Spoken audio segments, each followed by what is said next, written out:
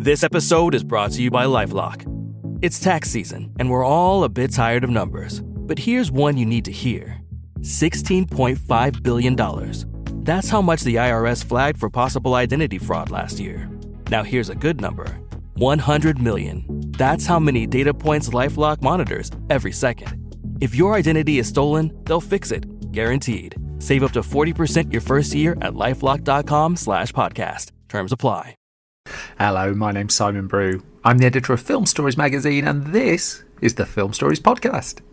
Come with me. And I show you how deep the rabbit hole goes. And movies that had stories. That the story just sucks them in. This is just the beginning. Stories. We would be honored if you would join us. Hello and a very warm welcome to Film Stories with Simon Brew. I am Simon Brew, everything you need to know about me, I've just said. The aim of the podcast, I'm here, as the title suggests, to talk of the stories of films. And these tend to be behind the scenes stories, the production stories, casting stories, grumpy cast member stories, just those tales that go to make the films that we know and sometimes love into just that, the films that we know and sometimes love. The films I tend to choose for this podcast have pretty much a mainstream lean as a rule. They also tend to be films I've got some interest and stroke or some investment or love for. Particularly the case with the first of the two films I'm going to talk about in this episode. So let's crack on. Let's go to one of the finest action movies of the 1990s and let's take a trip with Con Air. Here's a clip. Appears the United States Parole Commission that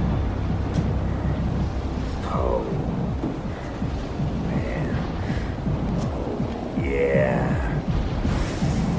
Put the bunny back in the box. I knew you was a punk, and I was right. You've been playing us all along. You a free man.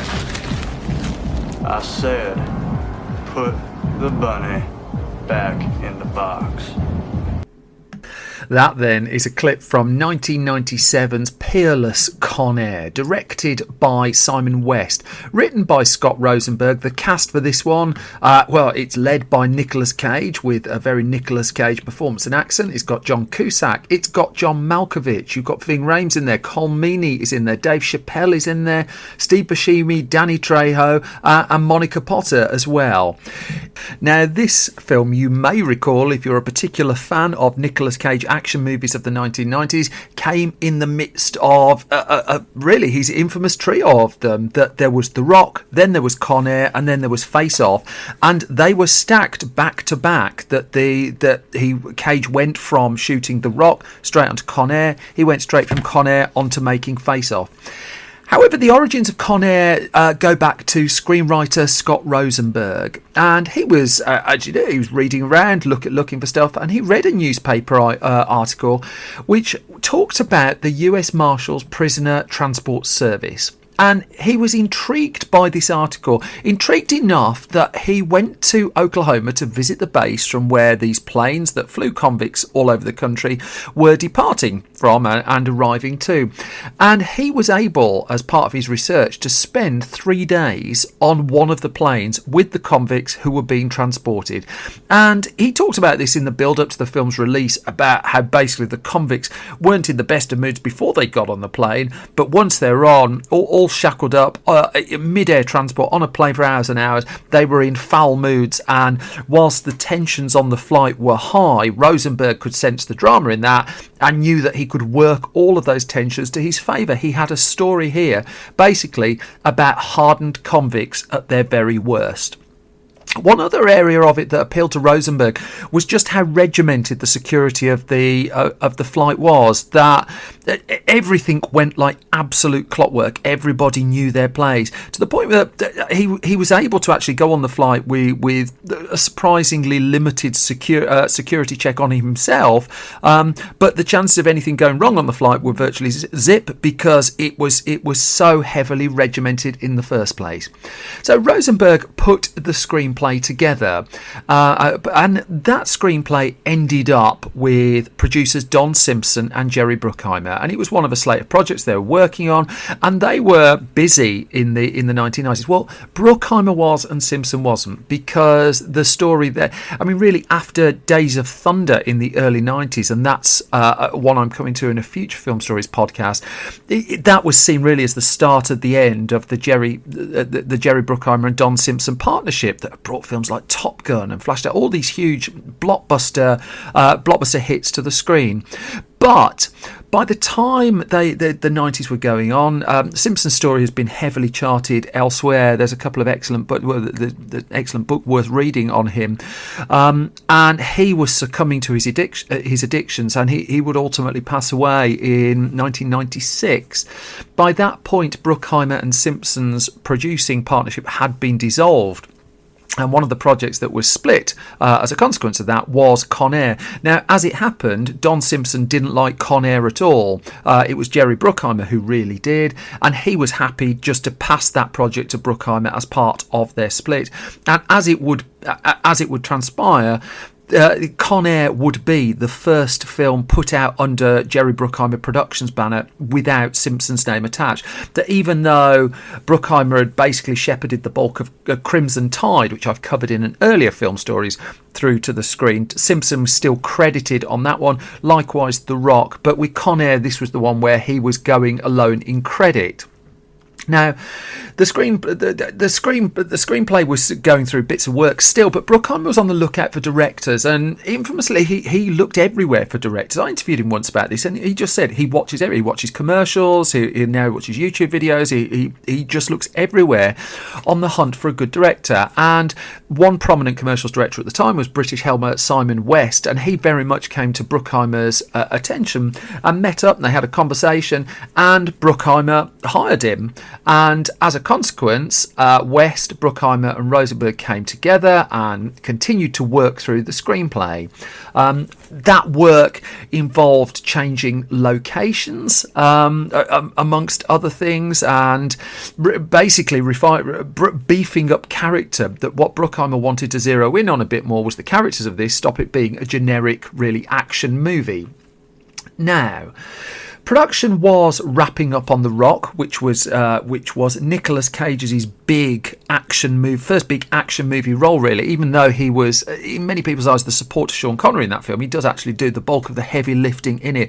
And this was part of a transformation in Nicolas Cage's career, because around the same time he was winning his Academy Award for Leaving Las Vegas, and he was seen as an incredibly serious actor. And all of a sudden, he took on this role of The Rock. He would take on Connery. He would take on Face Off. He would take on Facebook. Now that would be a film. Nicolas Cage versus Facebook, amazing. I'm there. And his salary would rocket to the point where the story goes that Robert De Niro put his asking price for movies up when he saw how much Nicolas Cage was suddenly charging. How much truth there is to that story, I think there's probably something to it. Is unclear, but I just love the story, that notwithstanding. Now, in the case of casting the role of Cameron Poe, the Cage would take the role, obviously. I mean, can you imagine anyone else in that role now? But as was one in the 1990s, all of the big action stars of that era, the Stallones are in there, were on the original list to do it.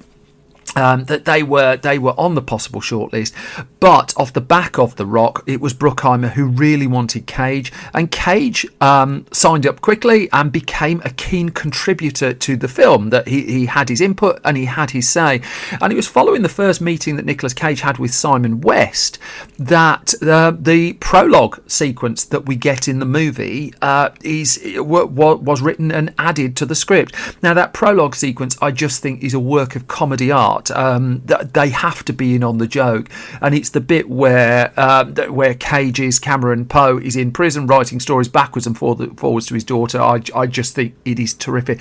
I think it was the Empire magazine review at the time said it just is on the right side of the Zucker brothers, and that kind of airplane playing it absolutely straight. I think there's something to that as well. I absolutely love that opening to Con Air. I just think it's great.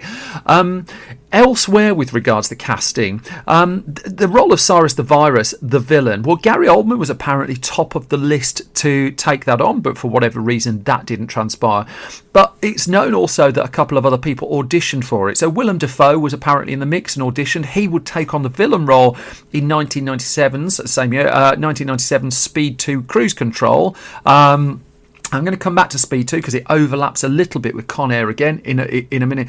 But one person who also went into audition was Mickey Rourke. Now, Mickey Rourke's career hadn't had its revival at this point. The likes of Sin City and The Wrestler were a little way around the corner. And in fact, it was Sylvester Stallone giving him a part in the Get Carter remake, if memory serves, that really started turning Rourke's career around. No matter how poor that film was, and it really was, that Stallone was willing to reach out to Rourke and give him a hand back up. In the case of Rourke's audition for Con Air, he reportedly turned up to the audition as part of his improvisation to try and impress to get across his take on the character of Cyrus the Virus. He pulled a knife in the middle of the audition, pretty much terrifying everybody in the room. He wouldn't land the role. In the end, John Malkovich took on the role of Cyrus the Virus and would not enjoy the role. We're coming back to that. The role of Vince Larkin went to another person you wouldn't really expect in an action movie, John Cusack. It's quite telling he's barely been in an action movie since. It was a role he ultimately wouldn't enjoy. We're coming back to that a little bit as well. People in the mix for the role of Vince Larkin, well, Matthew Broderick was apparently in one of the names who was being considered, but also Rosenberg and Cusack were friendly, and Rosenberg was said to have, I don't know how much truth there is to stories like this, because a lot of it is just I wrote it specifically for that person. You hear it quite a lot, but Larkin was said to, the role of Larkin was said to have been written with John Cusack in mind. That said, Cusack took some persuading to do. It wasn't the kind of film he was doing. I mean, he was doing Grosse Pointe Blank around this time, and that's a terrific film. And it was Jerry Bruckheimer who convinced him to sign up to Con Air, with the promise that Bruckheimer would attract a great cast to the movie and make it a worthwhile project. And Bruckheimer did, I'd suggest, attract a great cast to the movie, and it would be a worthwhile project. Dave Chappelle, incidentally, was also added to the ensemble of this one, and he would be fairly open a few years later about the fact that he pretty much improvised every line that he says in the entire movie. He takes on the role of Pinball, and yeah, he's been fairly open about the process of it as well. So, as The Rock was winding down, starring Sean Connery and Nicolas Cage, of course, the product. So you had the wrapping up of The Rock on one floor, and one floor up, the earliest production meetings of Con Air were taking place. That's how keen the overlap was between the two.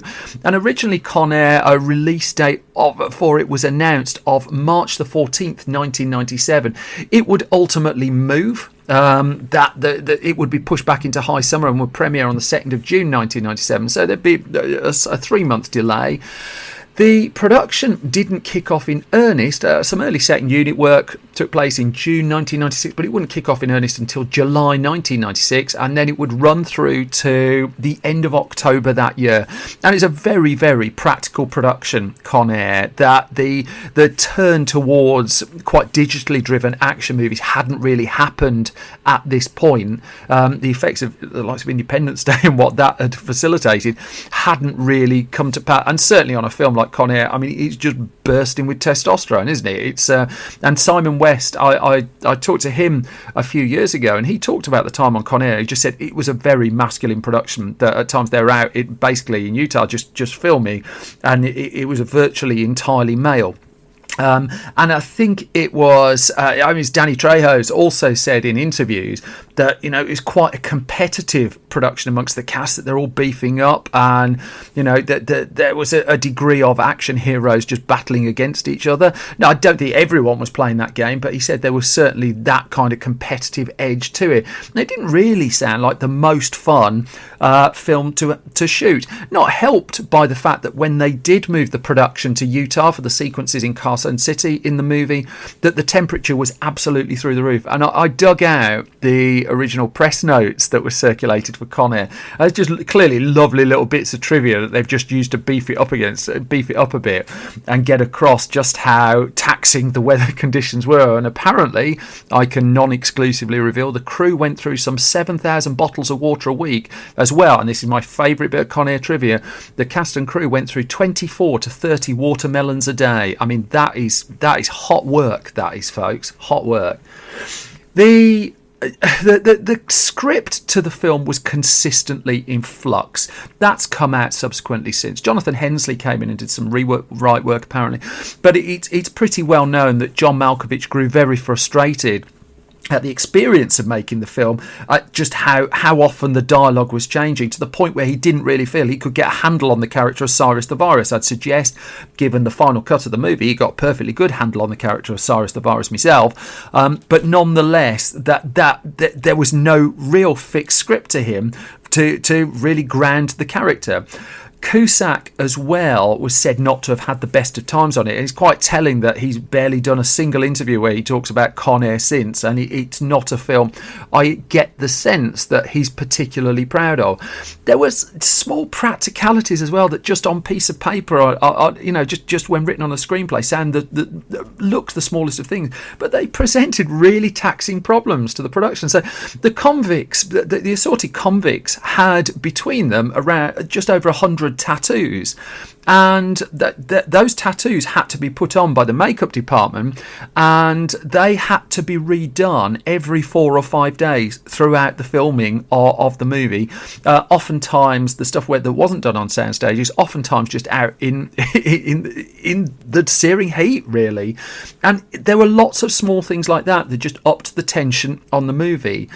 Now, come the finale of the film, the film, I don't think it's a massive spoiler to say the film ends in Las Vegas and ends with a hotel that's caught in the midst of a fiery finale of the film.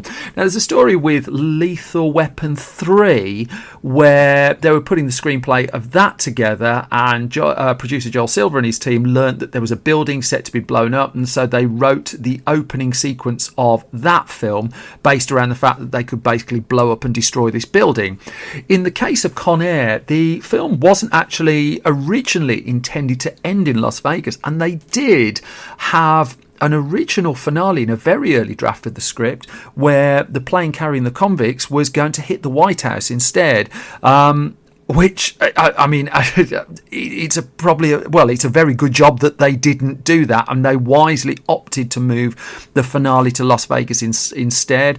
And there, the landmark hotel, the Sands, was due for demolition, and they were able to work that into the finale of the movie. There was still a couple of problems that they needed to get over. I mean, the film did wrap up, and it was, even though it was a very intense and at times quite difficult shoot, that it was pretty much finished on time. But there was still a problem just with a personnel clash, really, involving putting the score to the movie together. That originally it was being worked on by Mark Mancina. He had done the score to the original Speed film a few years before. We did Speed in an earlier Film Stories podcast. And in the end, he had a commitment to Speed 2 Cruise Control that was coming out around the same time, and he had to depart scoring duties on Con Air halfway through the work, and so Trevor Rabin came in. This was ultimately a film where a whole collection of things that perhaps shouldn't have worked together worked. I would suggest that you had in Nicolas Cage, for instance, an actor who wasn't at that stage. The Rock hadn't come out, wasn't at that stage seen as any kind of action hero. He went off and bulked up. He was bulking up between takes on set. He was the person who decided that Cameron Poe really should have been a special forces guy in the first place, and he was heavily involved in deepening his character that we finally get to see on the screen. But I argue ultimately strongly that this was a cocktail that worked really deliciously. It's one of my favourite action films of the 90s. It's just so beautifully daft and over the top. I as I said before, I really always get the sense that it's in on the joke. Its tongue is to a degree in its cheek. Whether that's true or not, audiences certainly reacted to it. And in the summer of 1997, it came out on June the 6th, 1997 in the US, and costing around 75 million to make. It grossed over 100 million in the US, added just over that again outside of the US, and since then has basically been a regular performer. Really, it's constantly sold on video, on DVD. There is an extended version that came out on DVD at the point where the cash-in extended versions were making an awful lot of money. I would say my recollection of it is it adds absolutely nothing to the film, and if anything, just slows it down a little bit. But the actual core movie itself still seems to work a treat. I certainly think so. And there was talk even a few years ago, it was still going on about the whole idea of potentially doing a Con Air 2. I really think that time has passed, although that talk was still going on in about 2014, so 5 years from when we're recording now.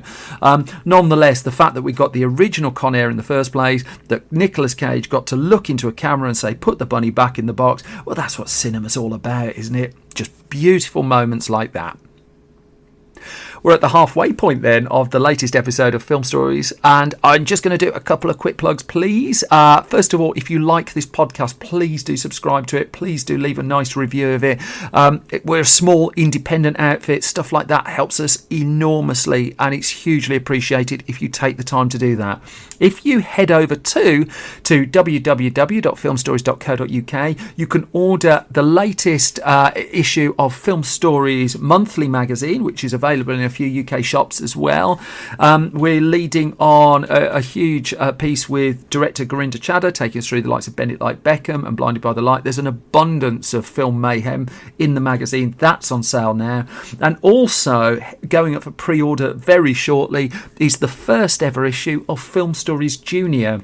And that's our new magazine. Thank you so much to everyone who supported our recent Kickstarter on it. That's our new magazine for under 15s to write about and read about film. You can find all about all these projects at www.filmstories.co.uk.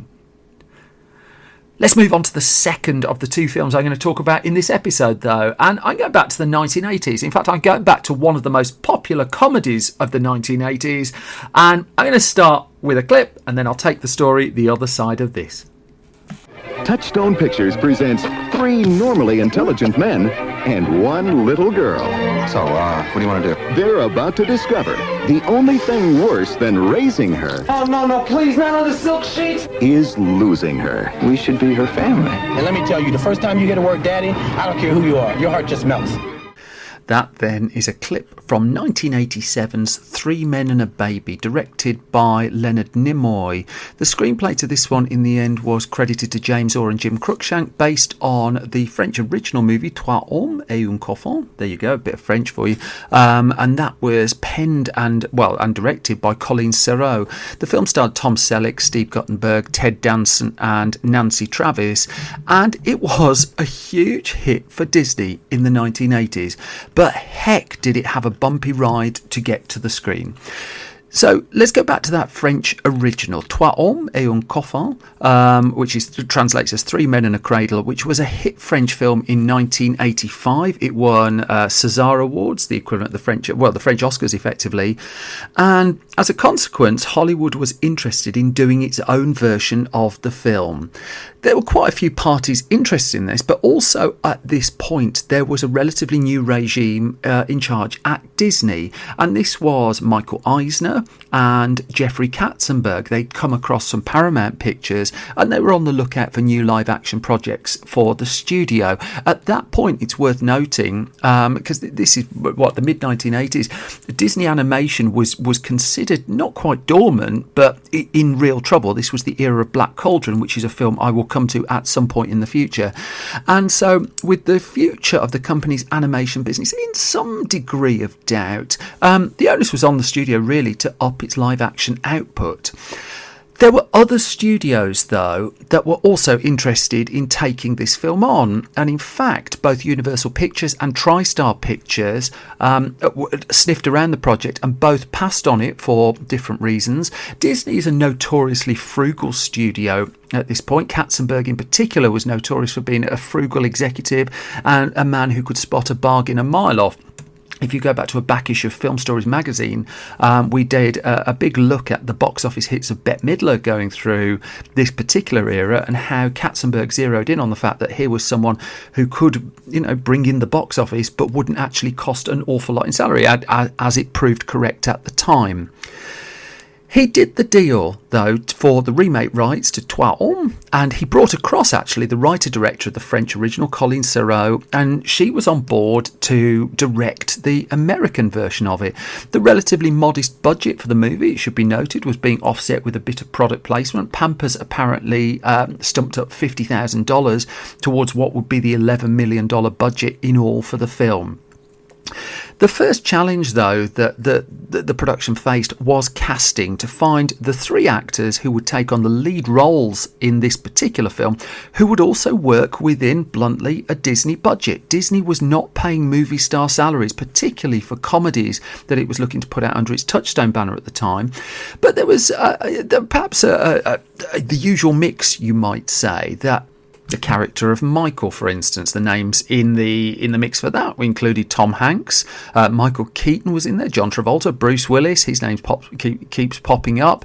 Tony Danza and Michael J. Fox were in the mix as well. For the role of Peter, for instance, Steve Martin, Bill Murray, Jack Nicholson, and in fact, apparently Paul Hogan, hot off the success of Crocodile Dundee, or the coming up to the success of Crocodile Dundee, he turned that role down. It's hard to imagine a Jack Nicholson or even a Bill Murray working within a Disney budget at the time, but they were on the shortlist. Now, Steve Guttenberg, who would take the role of Michael in the end, wrote about this project in his memoir, The Guttenberg Bible, and he talked about when he came to the role, it was really a case of fate shining down on him, because at the point it came to his attention, his career was in flux, and it's often recalled really that Steve Guttenberg's Purple Patch was in the 80s, that he had a whole series of hit movies, The Police Academies, Short Circuit, Cocoon, and of course Three Men and a Baby. But at the point Three Men and a Baby came along, he almost felt like he was running out of luck a little bit. That was the first three Police Academy movies had hit. There was a bit of there was ongoing critical backlash really against them. Cocoon had broken through, but he tried a serious film, The Bedroom Windows, and that had struggled, and he'd taken on Police Academy 4 in part to try and give himself some ongoing box office cachet. And so at the point just before Three Men and a Baby came into his life, Police Academy 4 was on the verge of being released, and he was expecting that would be a hit, and it wasn't really. It wasn't that it was a failure, but the film was pretty slammed by critics, and whilst it had an opening weekend, it was very clear that its box office was down, and Guttenberg on this was nobody's fool. He knows the opening weekend is about built-in audience, is about marketing, even back in the mid-1980s, and when the second weekend grosses were dropped notably, there was almost a little bit of a sense that the Police Academy game was perhaps up for him, and as it would happen, he would decline the opportunity to do Police Academy 5, and whilst his role in that wasn't directly replaced, he effectively was. They just brought in a character to do his hijinks. It was played by Matt McCoy in that movie. So when the Three Men offer came in, that was a shock to him, and Guttenberg admitted he was bowled over to be in the eye lines of people he regarded as very smart Hollywood executives, Katzenberg and Eisner, although again Katzenberg had an eye for that bargain.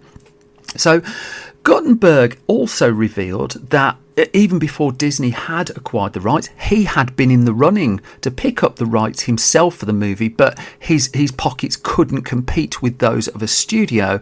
But perhaps that was what put him in mind when it came to cast the movie, that he'd been sniffing around, perhaps developing the film himself. So he was invited to the Disney lot to meet Colleen Serrault and to see whether he would fit her view, really, of what the American remake should be. And she wasn't entirely convinced after their first meeting. That her feeling was that he might be too young, but then eventually he did get the nod. He did prevail. He was offered the role in the film, and he was very, very pleased to accept it. Also cast was Tom Selleck in the role of Peter and Ted Danson in the role of Jack. Now, this casting was a risk because it's easy in hindsight to overlook this, but at that point, Guttenberg was the only proven movie star of those three. That whilst Tom Selleck and particularly Ted Danson at that point were huge stars off the back of television roles, that Tom Selleck in Magnum, of course, Ted Danson in Cheers, could they really carry that across to the big screen? And this was always a conundrum and a half. I mean, I remember it was no certainty that George Clooney would cross over when he hit big with ER, and in fact he struggled for a little while. And the whole idea of a Disney comedy being headlined by two television stars and Guttenberg as the only movie star, that was a risk, and one that his agent apparently cautioned him against. Guttenberg didn't feel that risk, really, that he didn't see a massive distinction between TV and film, and also he was very keen to do the movie. So they all agreed to do the film, and Guttenberg got in touch with Selleck, and they built a rapport, and it looked like it was going to be full steam ahead.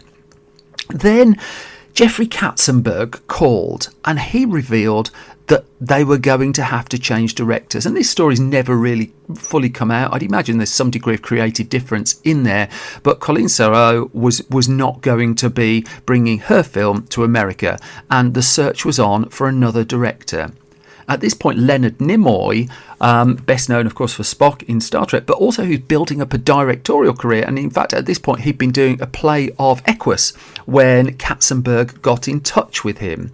And so when it came time to change director, Katzenberg moved quickly. And it's worth noting just how quickly this project moved, that the rights were snapped up in 85, and this film was on screen in 87. So this is a very contracted story, certainly by the standards of a lot of those that I tell on the Film Stories podcast. Now, Katzenberg had come from Paramount, and Paramount was the studio that given Leonard Nimoy his directorial debut. And in fact, it was one of Michael Eisner's last acts at Paramount Pictures was to agree that Leonard Nimoy could direct Star Trek 3, and Nimoy would then go on to direct the much-loved Star Trek 4 as well, which opened quite a lot of people's eyes to just his sheer comedy chops, really. Katzenberg then thought Nimoy might fit the material, and they had a meeting, and in the end, it was a quick decision that Nimoy would be given the job to direct what would be called Three Men and a Baby. It was his first non-Star Trek movie as director. It was his first directorial outing with a studio that wasn't Paramount as well. And it was seen really as a little bit of a gamble at the time, but then so modestly costed was the production in the scheme of things, perhaps it was a pretty mitigated gamble. Filming was also, one of the ways they brought the cost down, and lots of productions were doing this at the time, was they took advantage of tax breaks that were ongoing in Toronto. And so the vast bulk of Three Men and a Baby is shot in Toronto, with exterior work then done in New York. And at the point when Three Men and a Baby was shooting, the city, Toronto was in Canada, was attracting many, many productions at that point. I'm just going to touch on that a little bit in a minute. Now, when Nimoy came in as director, he had a meeting with Guttenberg fairly quickly, and he was upfront from the start that he wanted things to be run on schedule, that he needed things to be done on time, and he clearly done a lot of preparation very quickly after landing the job. He got a shot list in place, he got layouts of how the sets were going to be, and it would be fair to say at first Guttenberg didn't really enamour himself to Leonard Nimoy's way of working, that he would turn up late on the first day of rehearsal, for instance, and would be brought quickly into line by his director. Likewise, he turned up late for other reasons on the first day of shooting, and words were had, and it was not an ongoing problem. Leonard Nimoy was a man who had absolute steel, that much was clear. 2 weeks in the end of rehearsal time was built in, so the cast and crew were brought over to Canada. That rehearsal got underway, and Guttenberg, Danson and Selleck soon became firm friends, and they weren't really that familiar with themselves before. Selleck and Danson perhaps were. And what they did is they went out for dinner every night somewhere else, and really built the rapport that you see on screen in the film. But in the midst of that the backdrop of that 2 weeks of rehearsal time was there was no finished script. And by the sounds of it, there wasn't anywhere close to a finished script. So whilst actors were being put through their paces and screen tests were going on and lighting tests were going on, Two writers, James Orr and Jim Cruikshank, were locked in a hotel room rewriting the movie. This was less than 15 days before it was going before cameras, and Disney was approving the footage they saw from the tests, but there was just no finished script. In fact, at that point, Guttenberg and Selig for two hadn't even signed their contracts. That this was going at lightning pace to get it to the screen, and the contracts were resolved. But nonetheless, as Guttenberg wrote, I mean, I'll quote something from his book. He said, during that 2-week rehearsal period, we all got in the room and read what we had with everyone there. The writers took notes and went away. We went to the movies. The three of us went to Beverly Hills Cop 2 and then back to the hotel. Meanwhile, stop quoting Guttenberg now, the writers were in the hotel just bashing away at the script. But also in the hotel where the actors were staying were lots of other actors. I mean, Burt Reynolds was in there for one. And eventually what they decided during that rehearsal period was that they're going to have an actors-only party. They would just invite the actors who were working in Toronto at that time. People like Christopher Reeve came along, Kathleen Turner came along, Burt Reynolds, Peter Coyote. But in fact, by the end of the Toronto shoot, Woody Harrelson was going to be in town as well. And just as they were heading towards production, Guttenberg notes in his book that he told his parents that they had around 30 pages of the script. But he also noted just how in control Nimoy was of it all. And Guttenberg, in fact, described Leonard Nimoy as, quote, the volcano in the iceberg, that the point you cross it, you didn't really want to cross him. Very friendly and lovely man, but again, with that core of steel, he was going to get this job done. That said, the script challenges were ongoing right throughout that Toronto leg of the shoot. That new pages were being handed out day in, day out on the set of Three Men and a Baby, and it was really up to Nimoy to steer it and get his footage, get his footage in the can, and really keep some kind of vision for the film. For the baby itself, they used twins. They could use about half an hour a day under the filming laws, and so that in itself was a challenge, especially that Guttenberg himself wasn't a parent, but Selig, Dance and Nimoy were. So that got to a degree that got over the problem that they would come in and soothe the baby even when Guttenberg particularly couldn't. And in the end, the film went to New York to film the exteriors, and it made its way somehow by hook or by crook into the can. The shoot in all went from towards the end of April 1987 to the end of June 1987, and the film was itself ready for release and was released on the 23rd of November 1987 in the US. We wouldn't actually get it in the UK until the following April, and this was where staggered release dates was a fairly common thing. In fact, if memory serves, in the UK it got quite a soft rating as well, which was quite interesting given how druggy the film is in certain parts. Of course, much of the eventual chatter about Three Men and a Baby has followed the story of an apparent ghost that can be seen behind a curtain around an hour into the film. It is one of the most popular urban myths in the movies. It's not one they were in a rush to disprove, really, given how it boosted the eventual VHS rentals of the film. But all the actual story behind it was actually there was a cardboard cutout of Ted Danson's actor character that was just on set, that it was just a prop that just happened to be there.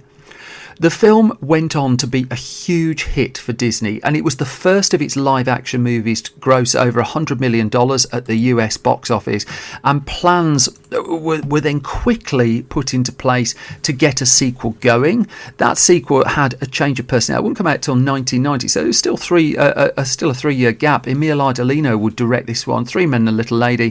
That was less of a hit, but still a profitable film. It took $72 million in the US. There were then plans beyond that for a further sequel, Three Men and a Bride, and I mean that's still been discussed over the last 10 years or so, but there's little sign of it happening. That said, with Disney now harvesting quite a lot of its older films for remakes and updates for its upcoming Disney Plus streaming service, it would be a fool really to bet against them going back and doing something either with Three Men and a Baby or resurrecting to some degree that Three Men and a Bride sequel. Nonetheless, what Three Men and a Baby really owes a lot of its success to, reading between the lines, is the fact that in the midst of quite a chaotic production, a pair of writers were able to pull together pages that worked, that an ensemble cast was able to come together and make those lines work, and Leonard Nimoy was able, with his cast and crew, to steer the ship and keep things very much on track. I, for one, would suggest that that's no small achievement. And with that, we come to the end of the latest episode of Film Stories with Simon Brew. So a couple of bits and bobs here, just a little bit of business. You can find me on Twitter at Simon Brew if you've got any questions to put to me. Likewise, the entire Film Stories project is on Twitter at Film Stories Pod. It's on Facebook. You'll find it at facebook.com/filmstoriesonline. You'll find a whole host of video film stories at youtube.com/filmstories, and the website is at www.filmstories.co.uk, where you can also find out about the two different Film Stories magazines. It still feels a bit surreal saying that. I am still encouraging pitches to write for both of those magazines. If you've not come across them before, one of the big things at the heart of what I try to do with the Film Stories magazines is opportunity. That I appreciate that writing for film and getting paid for it can feel like a locked door you've got no chance of getting through. In Film Stories magazine, at least two of the writers every issue are getting their first paid writing work. Film Stories Junior, virtually everyone's getting rewarded for writing for the first time. That's aimed at under 15s. You'll find details of both on the website. What I would say is I've got quite a lot of people who get in touch that I'm thinking of pitching, but I don't want to waste your time. I'll have a thing. My advice to you all is just pitch, and bear this in mind, that if I turn your pitch down, it's just turning a pitch down. It's not turning you down. It's not stopping you coming back with more. It's just turning a pitch down. I have a finite number of pages. There's only so much I can put in. You can get a flavour of the kind of stuff we like by looking at earlier issues of the magazine, but I come back to the point. Those pages have got to be filled, and why not you? So then, with that, I will sign off. I will return with another episode of Film Stories, the last before we take a small summer break next week. Until then, thanks as always for listening. Thanks for your support. You all take care, and I'll be back soon. Bye-bye.